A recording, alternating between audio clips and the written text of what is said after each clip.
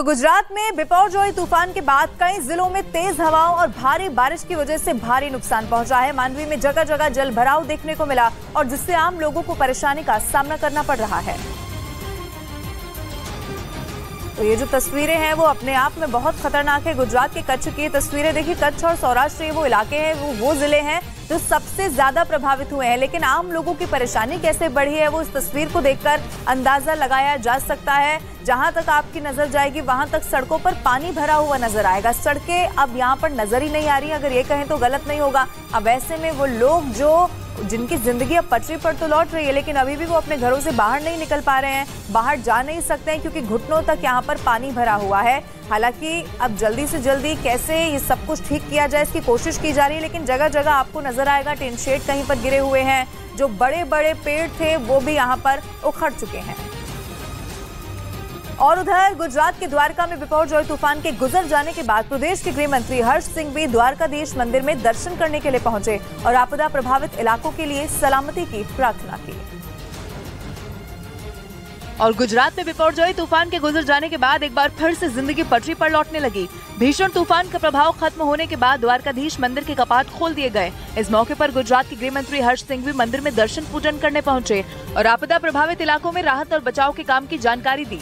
सरकार की पूरी टीम इस पे ग्राउंड जीरो पे काम कर रही है। उन्होंने दावा किया कि भयंकर तूफान से गुजरात में ज्यादा नुकसान नहीं हुआ क्योंकि तूफान प्रभावित द्वारका, कच्छ और सौराष्ट्र के इलाकों से पहले ही लोगों को सुरक्षित स्थानों पर भेजा जा चुका था। इस बीच गुजरात के कच्छ में नलिया में बिपरजॉय तूफान के टकराने के बाद तेज हवाओं के साथ जबरदस्त बारिश हुई।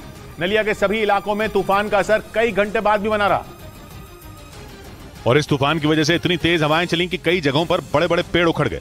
बिजली के कई खंभों पर भी तूफान की मार पड़ी, जिसके बाद राहत और बचाव दल की कई टीमें उन पेड़ों और बिजली के खंभों को हटाने में जुटी रहीं। कुछ पेड़ तो मकानों और दुकानों पर भी गिर गए थे, लेकिन तेज हवाओं की वजह से एनडीआरएफ और एसडीआरएफ की टीमों को उन्हें हटाने में भारी परेशानी का सामना करना पड़ा। अभी जो गस्टिंग स्पीड के साथ बताया जा रहा है 80-90 की रफ्तार है यहाँ पर। हालांकि बिपरजॉय तूफान के नलिया पहुंचने से पहले ही प्रशासन ने वहां धारा 144 लागू कर दी थी। इसके साथ ही लोगों को घरों में रहने की सख्त हिदायत भी दी गई थी। इसी वजह से तूफान के अगले दिन भी लोग बाहर नहीं निकले क्योंकि चक्रवाती तूफान से गुजरात के कई जिलों में ऐसी भीषण तबाही मचाई कि लोगों के होश उड़ गए।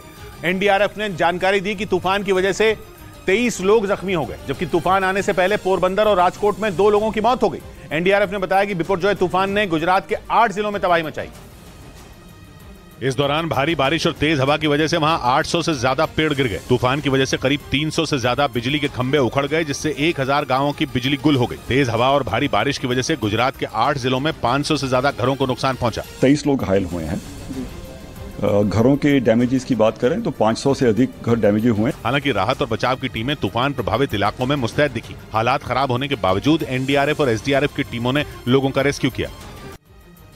और गुजरात के मंत्री ऋषिकेश पटेल ने दावा किया कि बिपरजॉय तूफान के गुजर जाने के बाद कच्छ में अभी हालात सामान्य होने में समय लगने वाला है। खास तौर पर बिजली की समस्या से निपटने में ज्यादा वक्त लगेगा।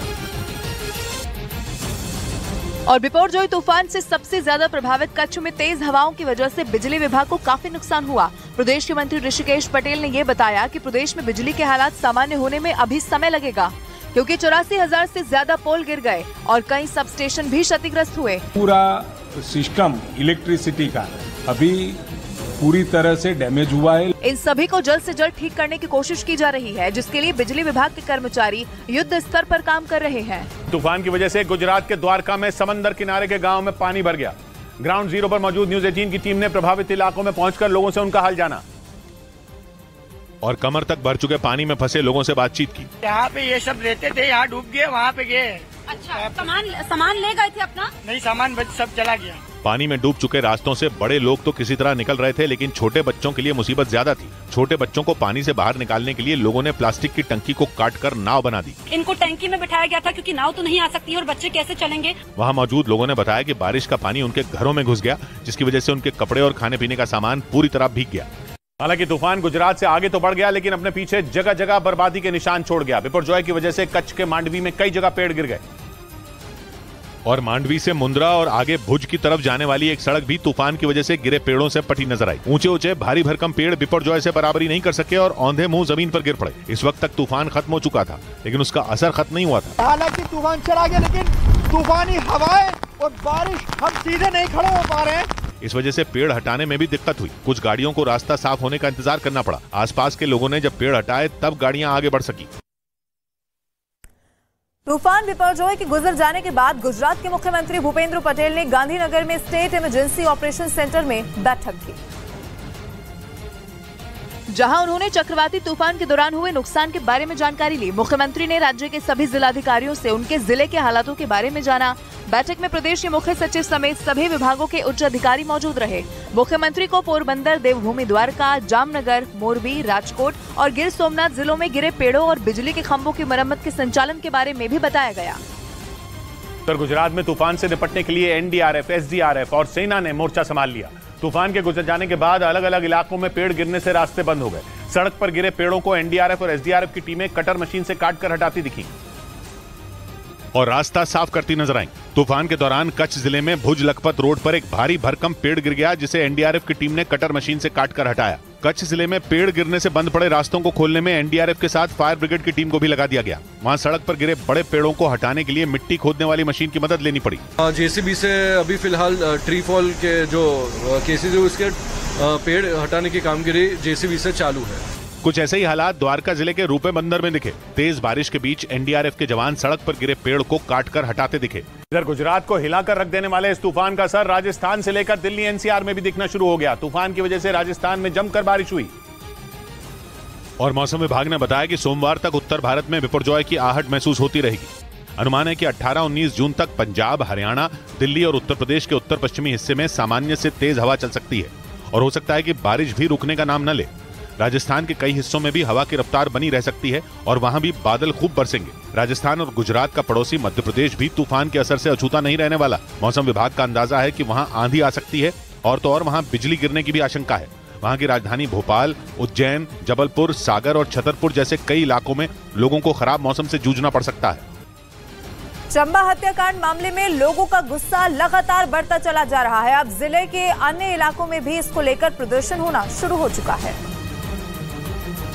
हत्याकांड को लेकर शिमला संसदीय क्षेत्र के सांसद सुरेश कश्यप ने कहा कि वो हत्याकांड मामले को बीजेपी राष्ट्रीय अनुसूचित जाति और जनजाति आयोग के सामने उठाएंगे। इस मामले को लेकर हम एससी कमीशन में भी इस बात को उठाएंगे। सुरेश कश्यप ने हत्या को दुर्भाग्यपूर्ण बताते हुए राज्य सरकार को घेरा और प्रदेश में कानून व्यवस्था चरमराने का दावा किया। इस बीच हिमाचल प्रदेश के चंबा में हुई एक हिंदू लड़के की हत्या के बाद वहां सियासी बवाल शुरू हो गया। चंबा में राज्य के पूर्व मुख्यमंत्री जयराम ठाकुर कलेक्टर ऑफिस के बाहर धरना देने के लिए निकल पड़े। वहां 9 जून को मनोहर नाम के एक लड़के का शव 7 टुकड़ों में मिला था और इस हत्या का आरोप एक मुस्लिम परिवार पर लगा। इस घटना के बाद से ही वहां तनाव बना हुआ है और कार्रवाई की मांग कर रहे लोगों की अगुवाई के लिए हिमाचल में विपक्ष के नेता जयराम ठाकुर चंबा पहुंच गए। वो वहां अपने साथ बीजेपी के सैकड़ों कार्यकर्ताओं को लेकर चंबा के कलेक्टर के दफ्तर के बाहर धरना देना चाहते थे। हालांकि उन्हें रास्ते में रोक लिया गया, जिसके बाद वो वहीं पर बैठ गए और वहां राम कीर्तन करने लगे। आरोप है कि वहां 7 जून को एक हिंदू लड़के को मारकर उसके शरीर के 7 टुकड़े कर दिए गए थे, जिसका इल्जाम उस मुस्लिम परिवार पर लगा जिनकी बेटी के साथ उस लड़के का प्रेम प्रसंग बताया जाता है। इस घटना के बाद चंबा में लोग आग बबूला हो गए। यहां तक कि उन लोगों ने आरोपियों के घर को भी आग के हवाले कर दिया।